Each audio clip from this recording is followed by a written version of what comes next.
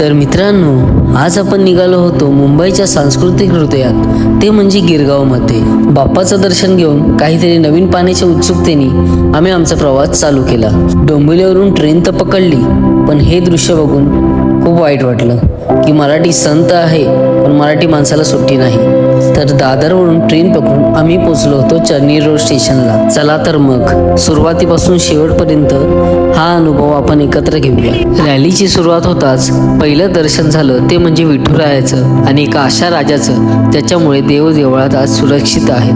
म्हणूनच आज आपण सर्वजण एकत्र आलो आहोत आपल्या आराध्य दैवत छत्रपती शिवाजी महाराजांच्या गौरवशाली कार्याची आठवण करत भव्य मिरवणूक शोभायात्रा साजरी. मी असं ऐकलं होतं, गिरगाव म्हणजे केवळ एक ठिकाण नाही तर ही एक ओळख आहे. येथे लहान मुलापासून मोठ्यापर्यंत सगळे त्याच जोशात आणि उत्साहात होते. काही पावले पुढे जाताच आपल्याला दर्शन झालं ते म्हणजे स्वामी समर्थांचं. स्वामींचं दर्शन घेऊन पुढे आल्यावर आपल्याला रॅलीमध्ये महाराजांचे भवानी तलवार घेतानाचे दृश्य पाहायला मिळाले. आजचा हा दिवस एक नवीन ऊर्जा निर्माण करत होता आणि एवढ्या गर्दी गोंधळात देवदेवतांचे दर्शन घेऊन मनाला एक वेगळीच शांतता मिळत होती. आम्ही हे क्षण खूप बारकाईने बघत व जगत होतो. तुळजाभवानीचं दर्शन झालं आणि बाळासाहेबांची प्रतिमा पाहताच समजलं की मराठी माणूस कसा असावा. या आनंदमय वातावरणात नुकताच झालेल्या शिमगा उत्सवातला संकासूरही आपल्या पाहायला. गुढीपाडवा हा विजयाचा दिवस आहे आणि शिवरायांचे जीवन म्हणजे